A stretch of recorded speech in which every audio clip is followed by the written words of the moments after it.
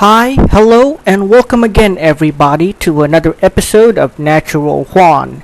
Don't mind the Disgaea 7 wallpaper here, but yeah.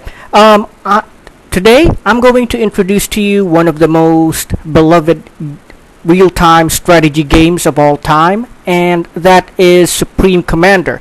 I'm also going to introduce to you Supreme Commander Forged Alliance Forever, which is a community update to the game, which I will be explaining to you in a minute. Here, this is the Forged Alliance Forever game client, and I'm gonna go ahead and open it so I can introduce everything to you. And by the way, before we proceed proper, I'd like to say that this video is dedicated to the late Sir Perilial, an old colleague of mine who was a big fan of strategy games, just like this one.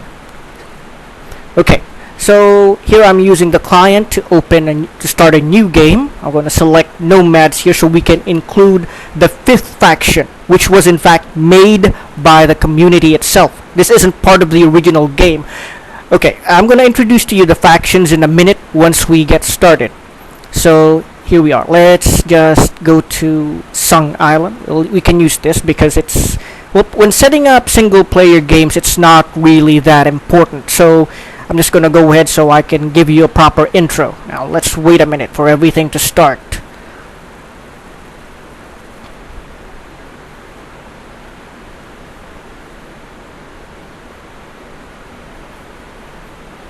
Now most strategy games, well, at least during my time, I mean before, you were pretty much just into the screen, but what makes this game so unique, at least for its time, was the strategic zoom that it had. Okay, hold on. We'll just change some options here so that it'll be easier to introduce everything. Like, we'll remove the fog of war. We can increase the unit cap to 1,500. We'll make it sandbox so we can just keep playing so I can introduce more and more stuff to you. And yeah, okay. We're gonna allow cheating so I can introduce to you a lot of the other stuff in this game. Might as well reveal the civilians. No rush option because we won't be using enemies just yet, because this is just an introduction to the game proper. And no random map, no score victory. Okay, here we are. Okay, this is good. Now we'll just choose this map so it's big enough. It's at 20 kilometers. Alright, now I will choose the Seraphim faction, the alien faction that I would say is probably the most powerful. That way it'll be easier to introduce everything else. But okay, hold on. Let me change the color here. Now let's start. So in game, I'm gonna show you how this all works, okay? There we go. So you start with this, what they call an ACU, or Armored Command Unit. This is what you start the game with, okay? And this is the little robot. Well, you're supposed to be inside this robot, and it's what's gonna build everything. See, this is how you'll build your base slowly. Now there are 2 resources in the game, and that is mass, the materials used for the war effort, and energy. That's the electricity you need to power all your buildings and your war machines. So okay, I'm gonna cheat a little bit here so that you can see everything. So hold on. So we'll choose okay, hold on. I'm gonna insert here an Armored Command Unit of the UEF, one of the factions, and a support Armored Command Unit. This is another faction, the Aeon, I'll introduce them to you as well in a minute. Then we'll choose the Cybern.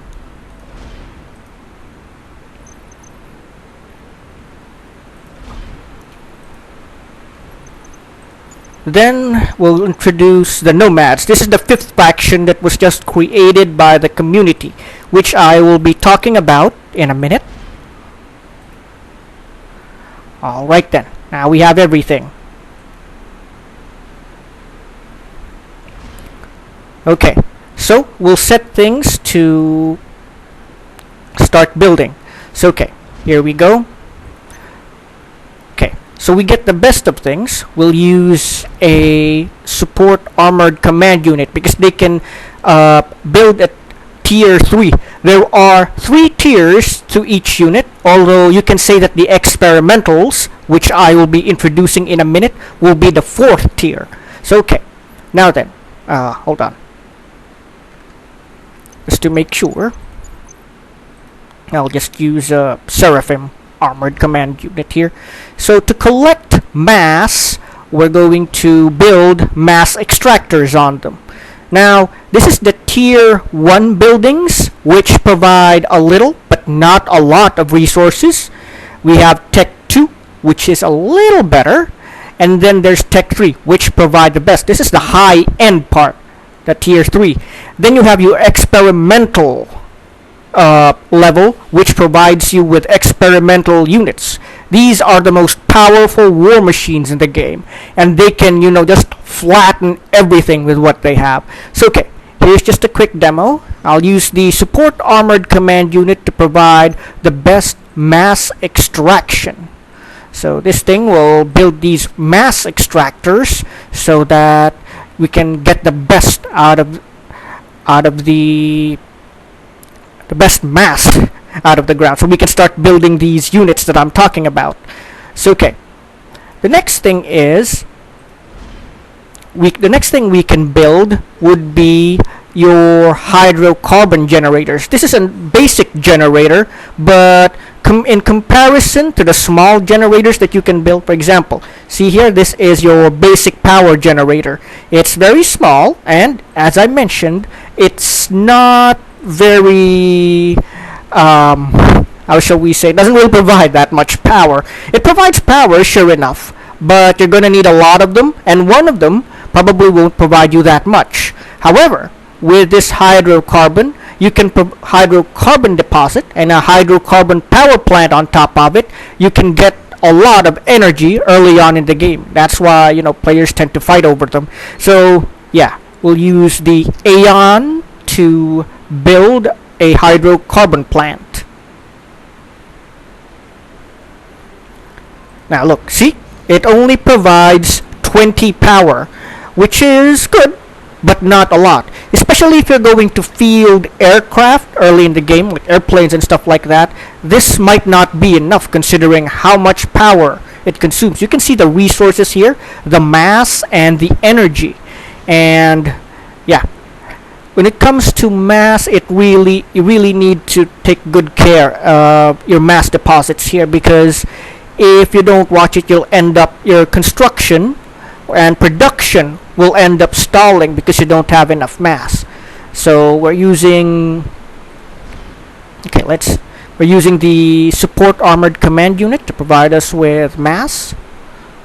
Alright, there we go. We have your T1 factory, which produces T1 units, and these are your T1 units, like engineers. We're going to need these engineers to build more buildings. And you can see these very basic units, like the main battle tank, mobile anti-aircraft, and basic artillery. Now, what I need you to know is, when they started, they only had 3 factions, and that was like here, the UEF, or United Earth Federation. This is their ACU, or Armored Command Unit, really bulky, like a robot from Transformers. They had your Cybern, which was a race of cyborgs, human beings that were melded with mechanical parts. This is their machine, and it looks Looks kind of evil. Yeah, a lot of people say that it looks kind of demonic. And you have your Aeon Illuminate, which is they're kind of a religious faction, but they tend to be a little too fanatical about it. And yeah, those are the first three. See, the UEF were trying to conquer these other two, and that was the cause of the first war, what they call the Infinite War, because it lasted for about 1,000 years. The next thing you have is the Seraphim, and they appeared in the expansion, the Forged Alliance expansion, which made the game even better. They were added into it, and unlike the other three, they are a completely alien faction. They're the ones who taught the Aeon all this technology and how they could, build war machines and all that. Now, in that game, the Seraphim were the bad guy, and they were trying to wipe out humanity in revenge for, killing off their colony here in the Milky Way galaxy. Now then, the next one is the Nomad faction.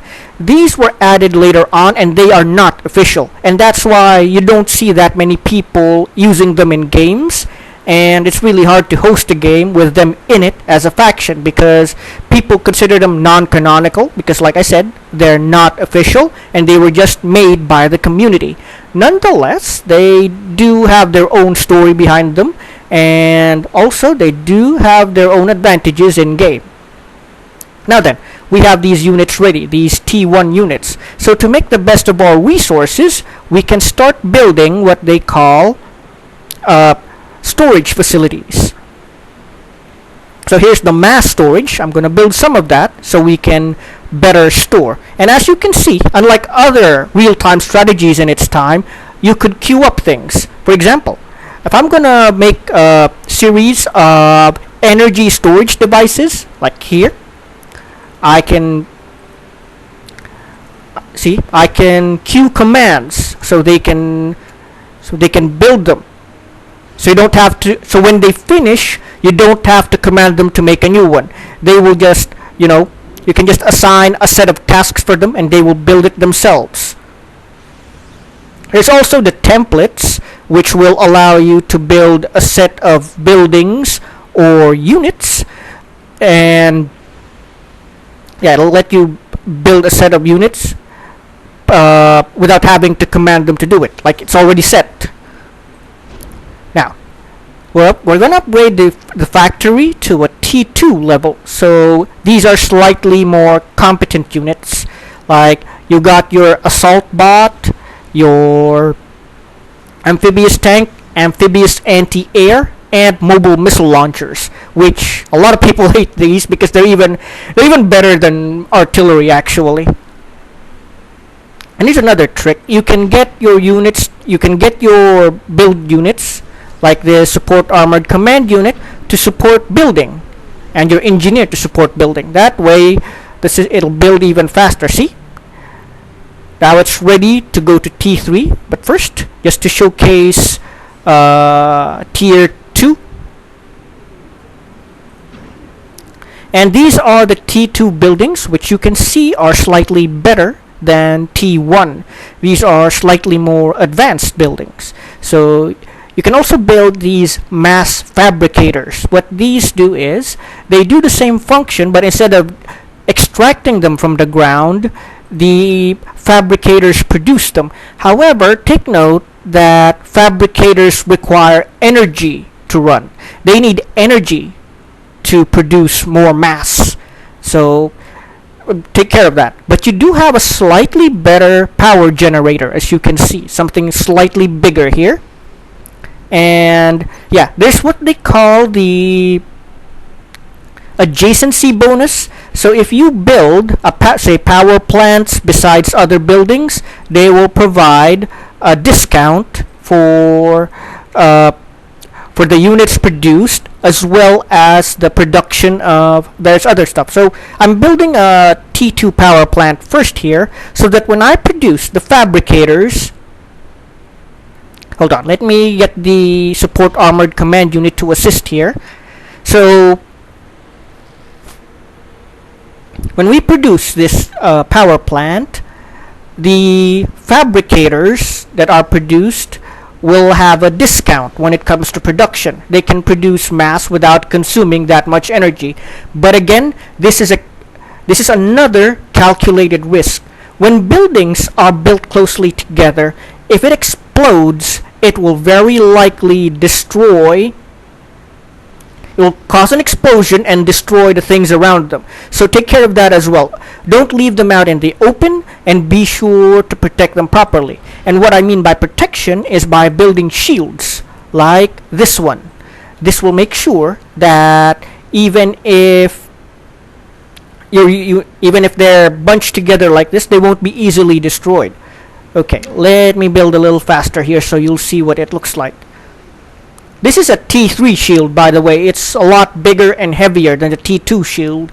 The thing is about that, though, is this will consume a lot of energy as well. So take care of that. I'm building it near this power plant so that there's a discount to it. And here's another big difference between most RTSs of the time and Supreme Commander. See, you can zoom out like this, and you can see just about everything. And yeah, everything looks tiny. They turn into these little shapes. And yeah, this was very amazing back in the day. This game, by the way, was made by Chris Taylor. He was a guy who also worked on a previous strategy game just like this called Total Annihilation, which proved to be very popular at the time. And he's the one who made this. Now, Supreme Commander, it's actually a very old game, and the online, it's no longer being supported online, and it did have a sequel in Supreme Commander 2, but not a lot of people liked that game. That's why the franchise for lack of a better term, the franchise died. But yeah, thanks to the Forged Alliance Forever community, it kept going.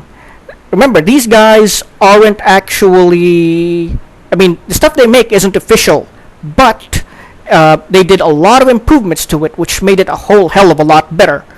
And yeah, now that we have this shield on, it'll be protected from most things, but see this little blue bar here? If this runs out, the shield turns off, so be careful around that too. Now then, so we can, for example, produce some hover tanks here, which can hover over water, and they can attack enemies.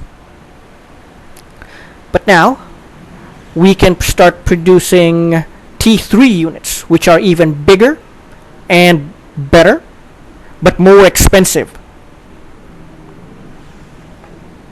Strategy for some other new gamers, well, old gamers tend to do it too, is by rushing cheap T1 units into the enemy base, and they'll make them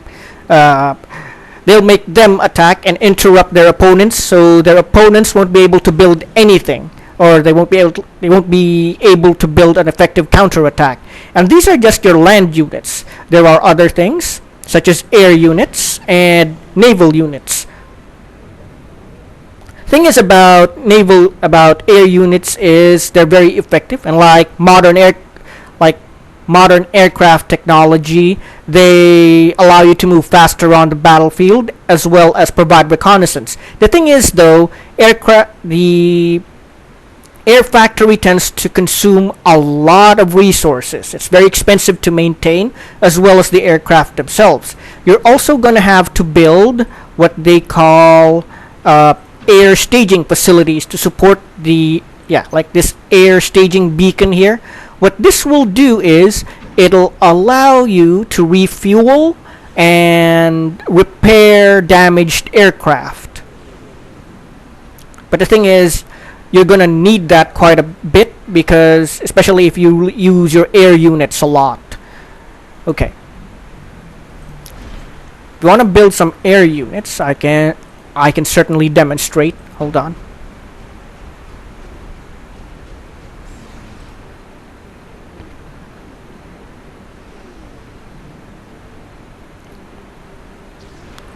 And these are your T1 air units. You have your Air Scout, which can provide you reconnaissance, looking for your enemies or watching out for potential dangers.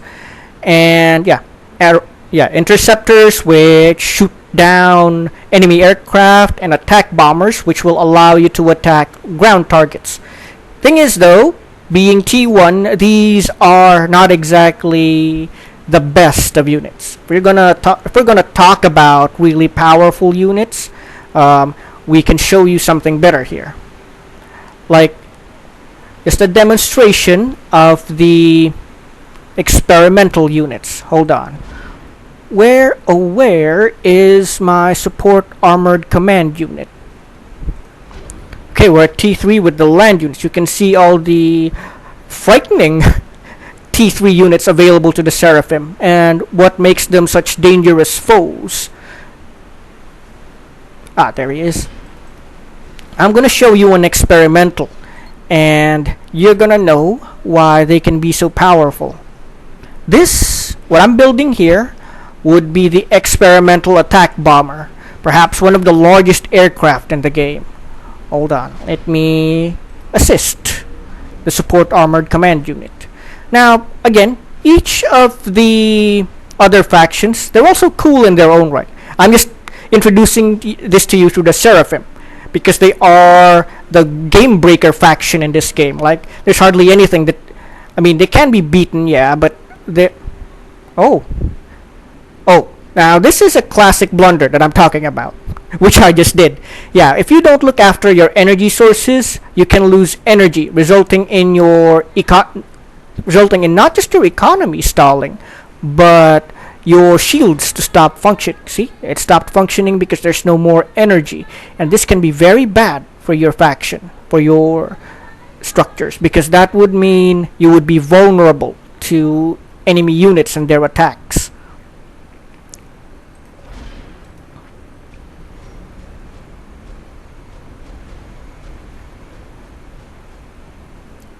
To counteract that, well, hold on, let me... Yeah, I'm cheating again, but this is just so that you'll be better able to see things.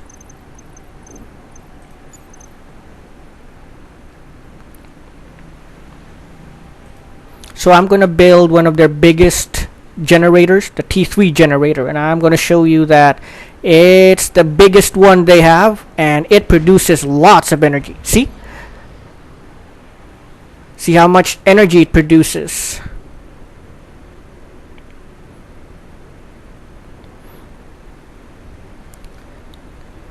Like, it produces 2,500 energy in comparison to the T2, which just produces 500, and the T1, which just produces 20.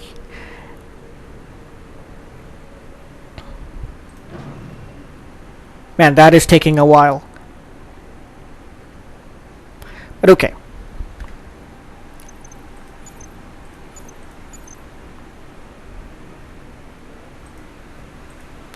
There, I'll just show you what it is. So this would be your attack bomber, and this can pretty much end the game, because the minute it bombs an enemy base, like the one I have here, which is really small, once it bombs that, it'll devastate just about everything, and even more so for command units like the one I have here. And what you need to know about command units is that when they get destroyed, they explode and destroy anything else that's left. So you see how devastating that can be.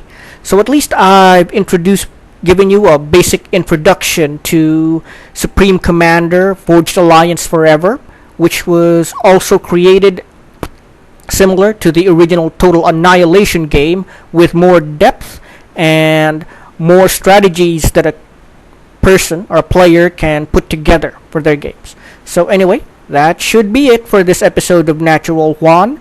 See you all in the next video.